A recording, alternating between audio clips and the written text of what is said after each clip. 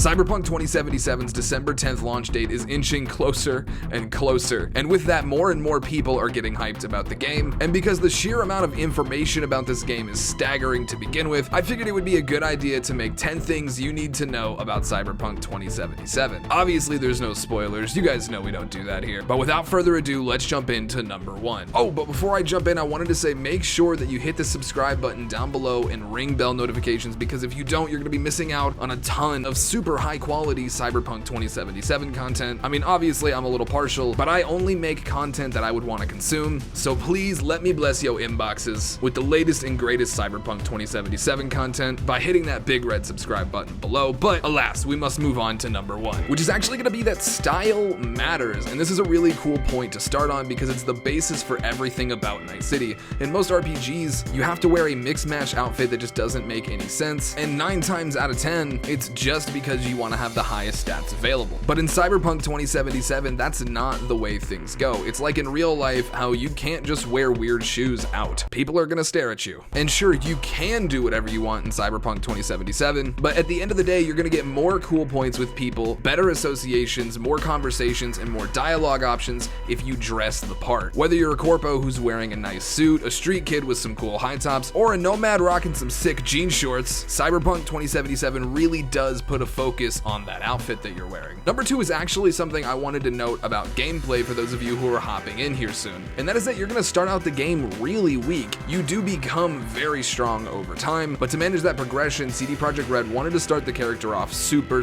weak so that everything feels earned. This is why in a lot of the early footage that people have seen, enemies look kind of bullet spongy. It's because A, they're using bad weapons, we've talked about that in previous videos, but also they're just really low levels and they flat out don't have much damage. And I don't know about you, but I can't wait to the point when I get really strong and start blasting people. So anyway, I started blasting. Number 3 is actually going to be a piece of lore that I think is super important to know going in as well, and that is Johnny Silverhand lost that arm, that's right, the silver hand, in a war that took place in the 1990s. That's right, this is a bonus fact, I guess, but Cyberpunk 2077 is actually set in our world. There's a few slight variations with the timeline, and one of them being this war that Johnny was in. Obviously, he went into the war before he became the rocker boy Johnny Silverhand, and I'm sure the game will give us plenty of explanation on the rest of that, so I don't want to spoil anything for you, but just know that Johnny Silverhand is in fact a disgruntled veteran, and keep that in mind when you're talking to him in game. Number 4 is going to be that the different parts of Night City, or the districts of Night City, are actually ruled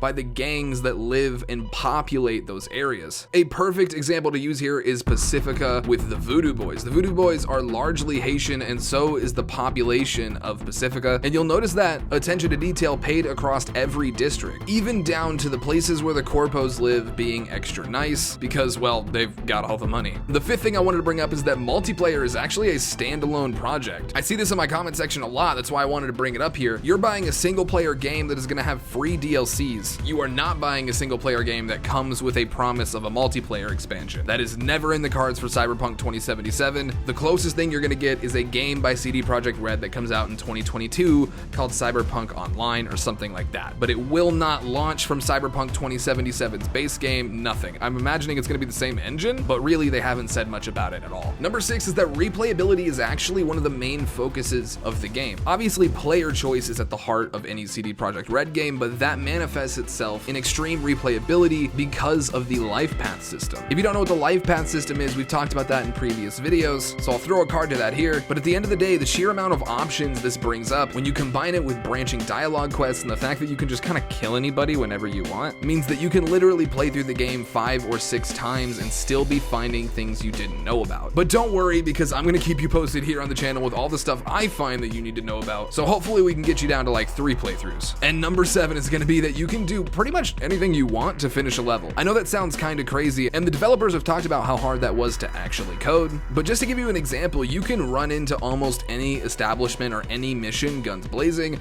or you cannot kill a single person the entirety of the game. The closest you have to come to killing anybody is knocking 1 or 2 people out. I say 1 or 2, it might be more than 1 or 2, but I do know for a fact that you can get non-lethal rounds for your guns, and that you can go the whole game without actually killing anybody. At this point, I'm just curious if I can go through the whole game melee only. But it's not just being a pacifist or going in guns blazing. You can play slow and stealthy like you're in Assassin's Creed, or you can play loud and proud like you're in Call of Duty. It really is up to you, and I think that's why it's going to be really fun to see different playthroughs breakthroughs happening on the internet because people are just not going to be playing this game the same way at all. And I can't wait to see what everybody else in the community comes up with. Let me know down in the comment section down below what kind of build you're looking to go for. Are you loud and proud, or are you slow and stealthy, or are you somewhere in between? Anyway, we got to move on to number 8, and that is the fact that you can start out on one life path and realign with another one. I've seen people very confused about this in my comment section because I referred to it as changing life paths, which to me it effectively is. Obviously this won't change your backstory, but I just want to be very clear here. You can start out as a nomad and cozy up to the corporates, and then that will have implications for you later in the game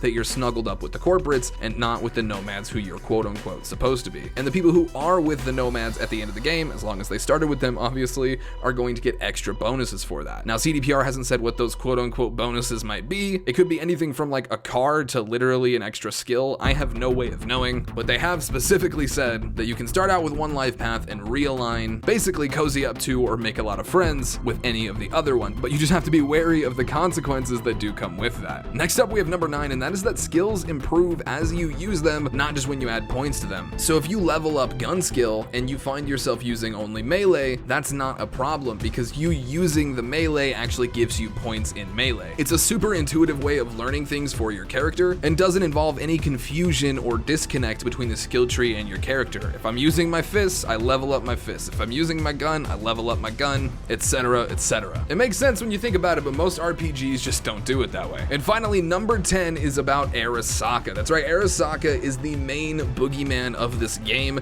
There is a lot of mega corporations, and mega corporations are basically the big bad guys. Most of them make an incredible amount of money off of war racketeering, supplying weapons to both sides, etc, etc. And they're basically in control of the entire world. They own the police, they own the city. They're basically like mobsters and the government mixed together. And I want to re-stress here that they are the kind of main corporation slash boogeyman that there is. And obviously you can choose whether or not you think they are bad or whether or not the benefits maybe outweigh the bad stuff, but that is for you to decide inside the game yourself. Again, going back to player choice, and CD Projekt Red really just knocking it out of the park with this. I did want to say though, they kind of remind me of the Institute in Fallout, just way cooler. And don't forget, if you enjoyed this video, smack that subscribe button. And if you're chomping at the bit for more Cyberpunk 2077 information right now, I have a few videos up on the channel that you probably haven't seen either. So smack that subscription, check out some more videos, and I will see you guys very, very soon in Night City with a brand new Cyberpunk 2077 video. All right, peace.